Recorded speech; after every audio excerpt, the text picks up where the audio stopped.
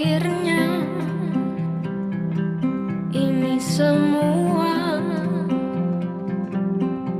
hanyalah permulaan. Pada akhirnya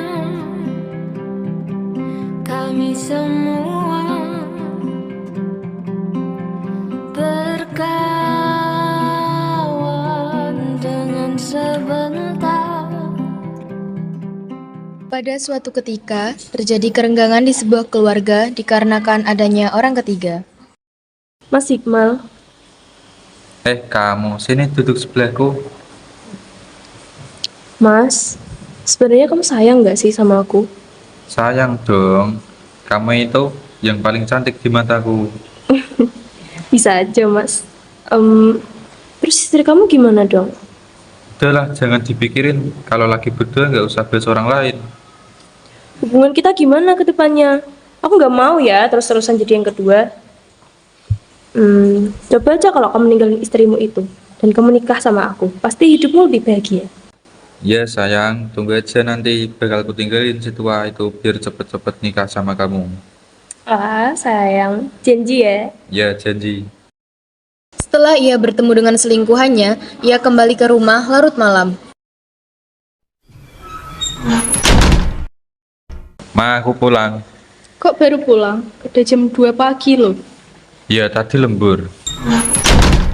Perasaan kok Mas Iqmal sekarang sering lembur, tapi nggak pernah bilang ya? Muncullah perasaan curiga dan ada yang memberitahu hal yang disembunyikan.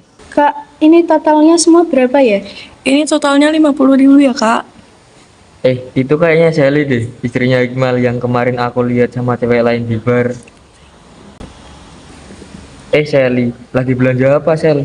Oh, rahasia. Iya nih, lagi belanja buah-buahan. Ada apa ya? Ada yang mau aku omongin nih sama kamu. Tentang apa? Ayo ikut aku sebentar. Oke.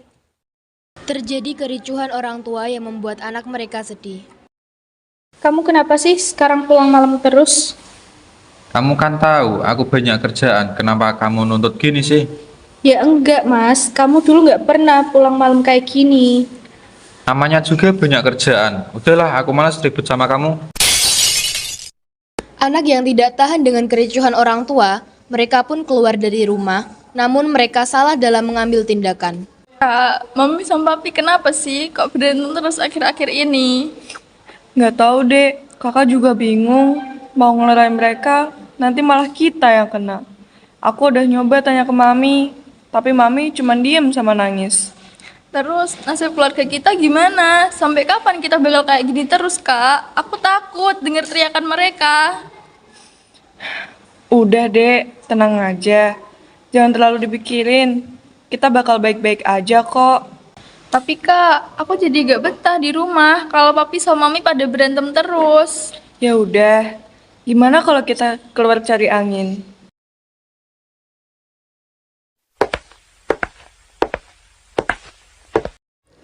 Aceng, lihat tuh, ada Sasa sama Laura. Oh iya, mereka kok kelihatan sedih ya? Alah, biasa. Palingan juga gara-gara keluarganya. Mumpung pas nih suasananya, ajakin aja minum bareng. Wah, boleh tuh. Hahaha. Sasa, Laura, sini. Rara, Aceng, kalian ngapain di sini? Biasalah. Kenapa tuh punya muka lemes amat? Daripada sedih mulu, mending ikut kita minum-minum. Nggak usah. Cobain aja dulu obat penenang.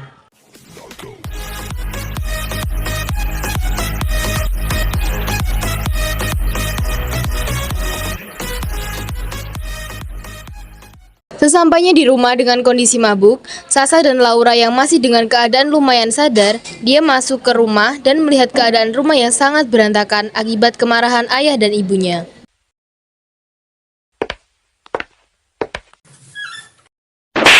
Dasar anak nggak tahu diuntung. Dari mana lo, Anak perempuan nggak tahu diri. Kamu tuh sebagai kakak harusnya kasih contoh yang baik buat adikmu. Bukan malah kamu ajak jadi anak yang nggak diurus kayak gini. Saya menyesal punya anak seperti kalian. Apaan kamu, Mas, nampar anak kita kayak gitu? Ini semua gara-gara kamu, tahu gak? Aku lagi yang kamu salahin. Ini semua salah kamu. Salah cara mendidik anak. Cukup ya mas, mending kita pisah. Biar Sasa sama Laura ikut aku, setelah itu kamu pergi dari hidup kita. Oke, urus anak kamu. Cukup, aku gak mau dengerin kalian berantem lagi. Ayo Lau.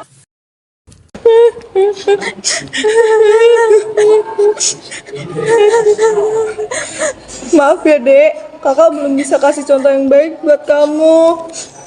Sekarang kamu punya kakak, sama kakak terus ya dek. Kakak di sini buat kamu.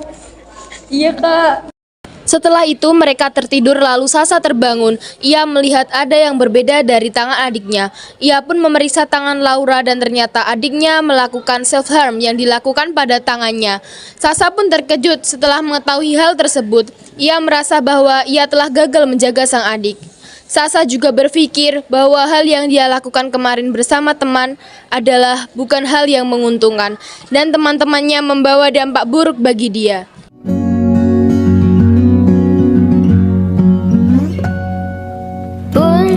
Hidup berjalan seperti bajingan,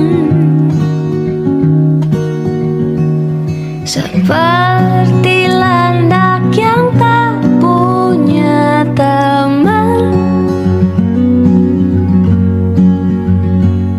Ia menggonggong bak suara hujan,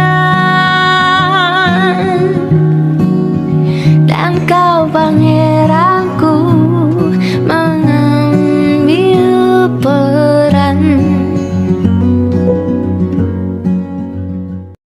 Mending aku fokus buat raih cita-cita aku, membenahi diri supaya hidup nggak stuck kayak gini. Akhirnya, Sasa dan Laura sedikit demi sedikit membenahi diri agar menjadi lebih baik dan fokus dengan masa depan yang ia impikan. Walaupun ayah dan ibunya telah berpisah dan ia ikut dengan ibunya. Sasa dan Laura telah membuat ibunya bangga dengan pencapaiannya. Ia menjadi lulusan terbaik di SMA dan kuliahnya dengan peringkat terbaik. Ayahnya pun bangga padanya setelah mengetahui anaknya sukses. Kita beranjak dewasa, jauh terburu seharusnya, bagai bintang yang jatuh, jauh terburu waktu, mati lebih cepat, mati lebih cepat. Kita beranjak dewasa, jauh terburu seharusnya, bagai bintang yang jatuh, jauh terburu waktu, mati lebih cepat, mati lebih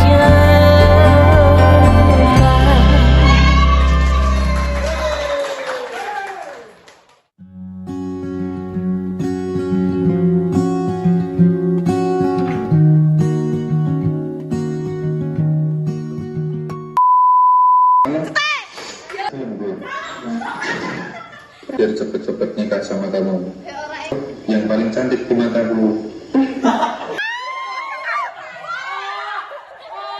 Telah berpisah dan ia ikut dengan ibunya.